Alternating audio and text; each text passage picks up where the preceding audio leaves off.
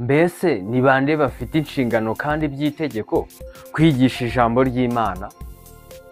Dufashe muri komenti udusubize kino kibazo. Rero bwoko bw'Imana muhereye hirya no hino ndabasuhuje, ubasuhuza ni mugenzi wanyu Sibomana Anastase. Yego, kuri Irera TV1 twiga ijambo ry'Imana, twiga Bibiliya buri munsi. Yego, kandi intego yacu mu bwoko bw'Imana God's people ni ukumenyekanisha ukuri kw'ijambo ry'Imana, ndetse by'umwihariko tumenyekanisha inzira y'ukuri ijya mu bwami bw'Imana. Ubwoko bw'Imana buri gihe buri hantu kuri buri gikorwa duhuza umutima ku by'iwacu mu ijuru, ariko niho usanga n'ubundi ikintu umuntu aharira igihe kirekire cye mu buzima bwe agatanga imbaraga n'ubutunzi ku bw'intego y'icyo kintu. Icyo kintu niyo Mana ye, cyangwa icyo kintu nicyo kiraza guhishura Imana ye nyirizina. Rero dufatikanirije hamwe n'ubundi turimo gushaka igisubizo cy'iki kibazo.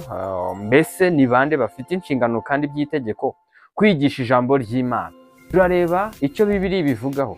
Dufashe unyuze muri komenti uduhe igisubizo, kandi ufite nawe ikindi kibazo kigendanye n'iyobokamana wanyura muri komenti ukatubaza nta kibazo. Kandi ufite igitekerezo n'inyunganizi kuri channel ya Irera TV1 ni karibu, wanyura inbox cyangwa wahamagara nimero n'ubundi ubona kuri channel yacu, cyangwa ukatwandikira kuri WhatsApp, cyangwa ukanyura no muri comment nta kibazo. Yego, rero dufatikaniriza hamwe tureba igisubizo cy'iki kibazo. Turasanga Pawulo yarabyandikiye Timoteyo. Yego, yabimubwiyeho aramubwira ngo Pawulo abyandikira Timoteyo ibice 3:14 aramubwira ati kandi abacu nabo bige kumaramaza gukora imirimo myiza, babone uko bakenura ababikwiriye, kugira ngo abacu be kugumbaha. Ijambo ry'Imana rirabihishuye kandi ribyerekanyeho. Turarika nawe uri mushyashya kuri murongo wa Irera TV1 tuguhaye ikaze, gubwa neza. Utarakora subscribe wayikora kugira ngo duhorane umunsi ku munsi. Yego, kandi n'ubundi uko ugenda wumva inyunganizi, wumva iby'ingenzi, wumva ibishyashya kandi bikwiriye nk'uko Imana ibishaka, nk'uko bigaragara mu gitabo cya Bibiliya, kanda kuri like. Yego, hariho gushyigikira ubutumwa bwiza bwa Kristo Yesu. Turasanga Pawulo yaravuze ati ngo kandi abacu nabo bige kumaramaza gukora imirimo myiza. Hano yerekana yuko gukora imirimo myiza nabyo bikwiye kwigwa, cyangwa kwiga kumaramaza gukora ibyiza. Akomeza agira ati babone uko bakenura ababikwiriye, kugira ngo abacu be kugumbaha. Ijambo ry'Imana riragaragaza yuko abacu, cyangwa ubwoko bw'Imana, cyangwa ababyawe n'umwuka, cyangwa abayoborwa n'umwuka w'Imana, cyangwa abizeye Yesu Kristo, bose badakwiriye kugumbaha, ahubwo ubutumwa bwiza bafite cyangwa bamenye bakwiriye kubumenyesha amahanga yose, bakwiriye kubumenyesha utarabumenya wese, kugira ngo ubwumvishe, ubumenye abashe kuba yabwizera. Bwo kwizera bwa butumwa cyangwa gukurikiza bwa butumwa icyo buvuga, bimuhesha, uwabwumvishe bimuhesha kuvuka ubwa kabiri, akaba abyawe n'Imana.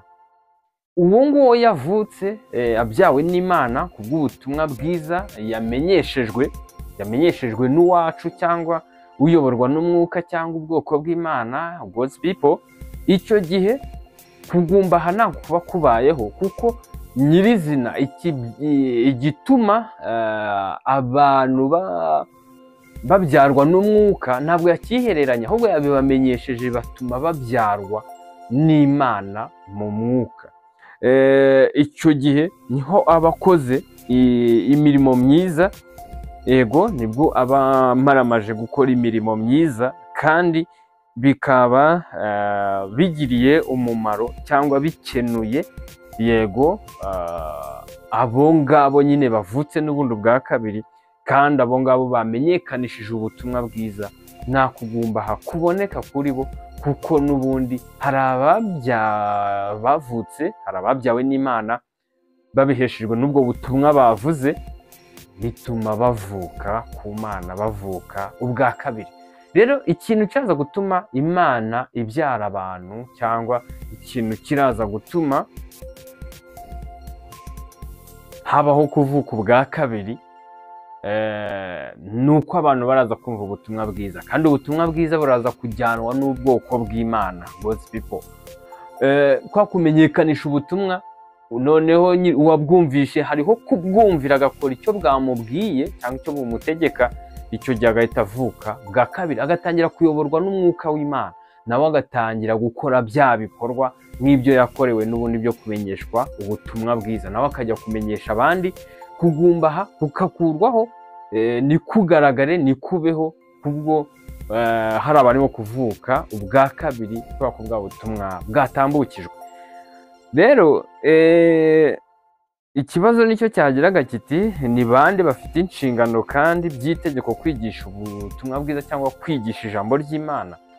Ni ubwoko bw'Imana twese ni abayoborwa n'umwuka w'Imana twese, ni abavutse ubwa kabiri twese, ni abizera Yesu Kristo nk'umucunguzi wacu twese.